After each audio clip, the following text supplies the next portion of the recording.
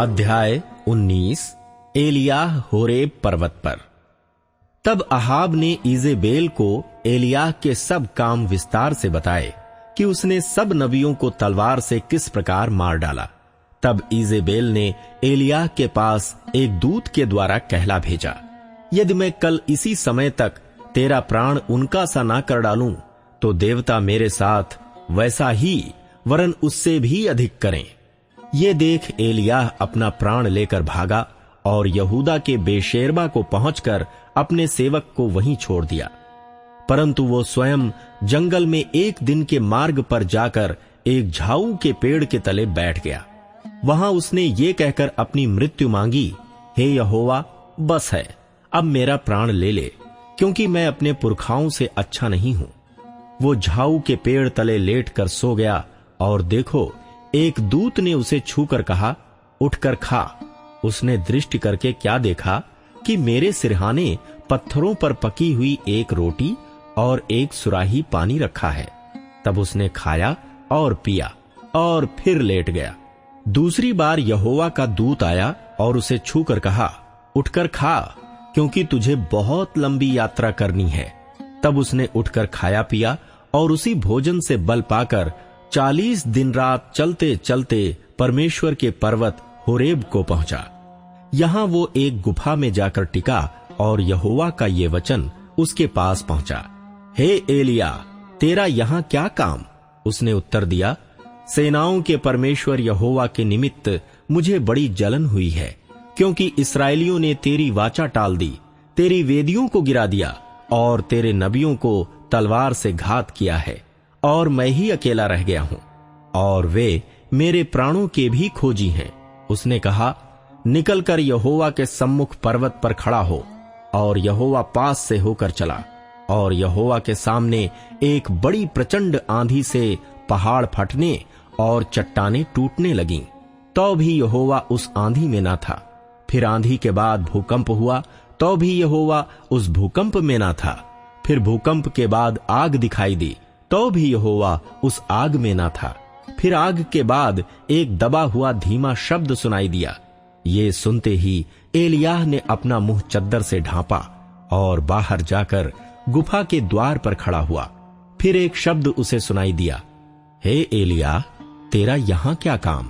उसने कहा, मुझे सेनाओं के परमेश्वर यहोवा के निमित्त बड़ी जलन हुई, क्योंकि इस्राएलियों ने तेरी वाचा टाल दी और तेरी वेदियों को गिरा दिया है, और तेरे नबियों को तलवार से घात किया है, और मैं ही अकेला रह गया हूं, और वे मेरे प्राणों के भी खोजी हैं। यहोवा ने उससे कहा, लौटकर दमिश्क के जंगल को जा, और वहां पहुंचकर अराम का राजा होने के लिए हजाएल का, और इस्राएल का राजा होने को निमशी के पोते एहू का, और अपने स्थान पर नबी होने के लिए आबेल महोला के शापात के पुत्र एलीशा का अभिषेक करना। और हजाएल की तलवार से जो कोई बच जाए उसको एहू मार डालेगा, और जो कोई एहू की तलवार से बच जाए उसको एलीशा मार डालेगा। तो भी मैं 7,000 इस्राएलियों को बचा रखूंगा। ये तो वे सब हैं जिन्होंने ना तो बाल के आगे घुटने टेके और ना मुंह से उसे चूमा है। एलीशा का अभिषेक। तब वो वहां से चल दिया, और शापात का पुत्र एलीशा उसे मिला, जो 12 जोड़ी बैल अपने आगे किए हुए स्वयं 12वीं के साथ होकर हल जोत रहा था। उसके पास जाकर एलियाह ने अपनी चद्दर उस पर डाल दी।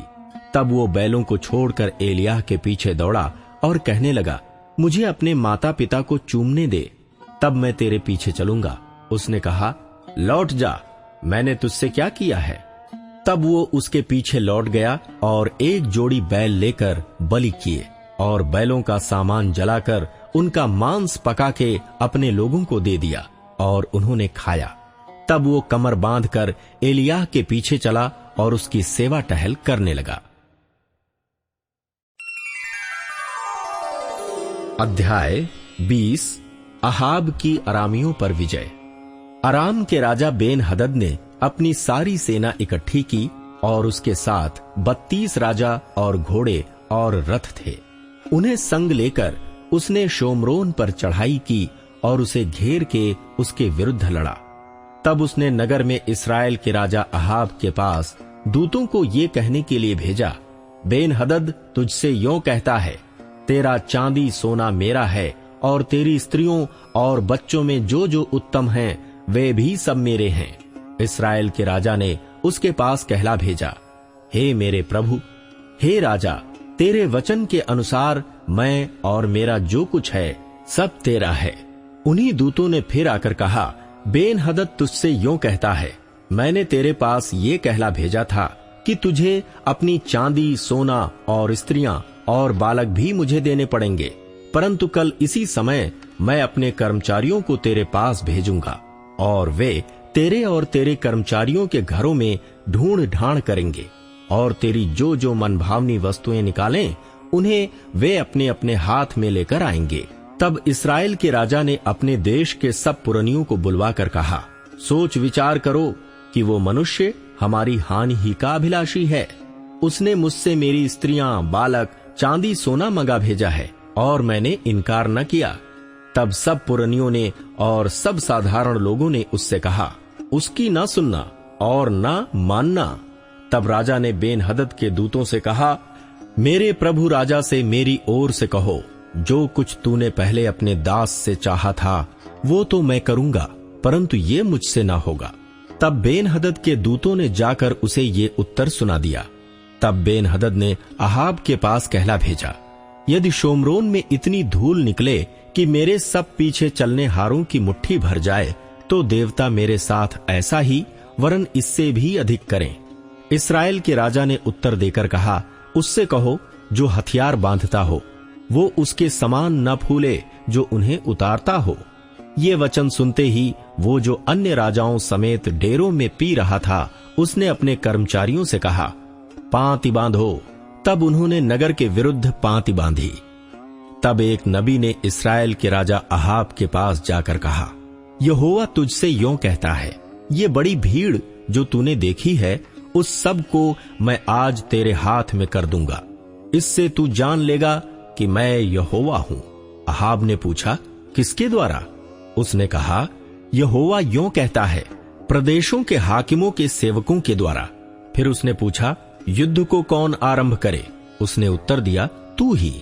तब उसने प्रदेशों के हाकिमों के सेवकों की गिनती ली और वे 232 निकले। और उनके बाद उसने सब इस्राएली लोगों की गिनती ली और वे 7,000 निकले। ये दोपहर को निकल गए। उस समय बेन-हदद अपने सहायक 32 राजाओं समेत डेरों में शराब पीकर मतवाला हो रहा था। प्रदेशों के हाकिमों के सेवक पहले निकले।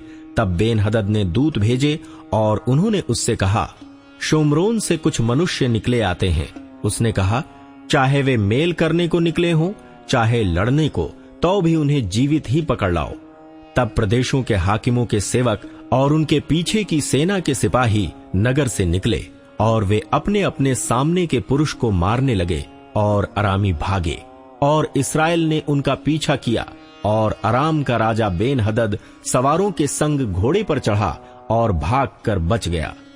तब इस्राएल के राजा ने भी निकलकर घोड़ों और रथों को मारा और अरामियों को बड़ी मार से मारा। तब उस नबी ने इस्राएल के राजा के पास जाकर कहा, जाकर लड़ाई के लिए अपने को दृढ़ कर और सचेत होकर सोच कि क्या करना है, क्योंकि नए वर्ष के लगते ही अराम का राजा फिर तुझ पर चढ़ाई करेगा। अराम का दूसरा आक्रमण। तब अराम के राजा के कर्मचारियों ने उससे कहा, उन लोगों का देवता पहाड़ी देवता है, इस कारण वे हम पर प्रबल हुए। इसलिए हम उनसे चौरस भूमि पर लड़ें तो निश्चय हम उन पर प्रबल हो जाएंगे। और ये भी काम कर, अर्थात सब राजाओं का पद ले ले और उनके स्थान पर सेनापतियों को ठहरा दे। फिर एक और सेना जो तेरी उस सेना के बराबर हो, जो नष्ट हो गई है, घोड़े के बदले घोड़ा और रथ के बदले रथ अपने लिए गिन ले। तब हम चौरस भूमि पर उनसे लड़ें और निश्चय उन पर प्रबल हो जाएंगे। उनकी ये सम्मति मानकर बेन-हदद ने वैसा ही किया। नए वर्ष के लगते ही बेन-हदद ने अरामियों को इकट्ठा किया और इस्राएल से लड़ने के लिए अपेक को गया। और इस्राएली भी इकट्ठे किए गए और उनके भोजन की तैयारी हुई। तब वे उनका सामना करने को गए और इस्राएली उनके सामने डेरे डालकर बकरियों के 2 छोटे झुंड से देख पड़े, परंतु अरामियों से देश भर गया। तब परमेश्वर के उसी जन ने इस्राएल के राजा के पास जाकर कहा, यहोवा यों कहता है, अरामियों ने ये कहा है कि यहोवा पहाड़ी देवता है, परंतु नीची भूमि का नहीं है। इस कारण मैं उस बड़ी भीड़ को तेरे हाथ में कर दूंगा, तब तुम्हें ज्ञात हो जाएगा कि मैं यहोवा हूं। और वे 7 दिन आमने सामने डेरे डाले पड़े रहें। तब 7वें दिन युद्ध छिड़ गया और एक दिन में इस्राएलियों ने 1 लाख अरामी प्यादे मार डाले। जो बच गए वो अपेक को भागकर नगर में घुसे और वहां उन बचे हुए लोगों में से 27,000 पुरुष शहर पनाह की दीवाल के गिरने से दबकर मर गए। बेन हदद भी भाग गया और नगर की एक भीतरी कोठरी में गया। तब उसके कर्मचारियों ने उससे कहा, सुन, हमने तो सुना है कि इस्राएल के घराने के राजा दयालु राजा होते हैं, इसलिए हमें कमर में टाट और सिर पर रस्सियां बांधे हुए इस्राएल के राजा के पास जाने दे, संभव है कि वो तेरा प्राण बचा ले। तब वे कमर में टाट और सिर पर रस्सियां बांधकर इस्राएल के राजा के पास जाकर कहने लगे, तेरा दास बेन हदद तुझसे कहता है, कृपा करके मुझे जीवित रहने दे। राजा ने उत्तर दिया, क्या वो अब तक जीवित है? वो तो मेरा भाई है। उन लोगों ने इसे शुभ शकुन जानकर फुर्ती से बूझ लेने का यत्न किया कि ये उसके मन की बात है कि नहीं, और कहा, हाँ, तेरा भाई बेन हदद। राजा ने कहा, जाकर उसको ले आओ। तब बेन हदद उसके पास निकल आया और उसने उसे अपने रथ पर चढ़ा लिया। तब बेन हदद ने उससे कहा, जो नगर मेरे पिता ने तेरे पिता से ले लिए थे उनको मैं फेर दूंगा, और जैसे मेरे पिता ने शोमरोन में अपने लिए सड़कें बनवाई, वैसे ही तू दमिश्क में सड़कें बनवाना। अहाबा ने कहा, मैं इसी वाचा पर तुझे छोड़ देता हूं। तब उसने बेन हदद से वाचा बांधकर उसे स्वतंत्र कर दिया। अहाब के विनाश की भविष्यवाणी।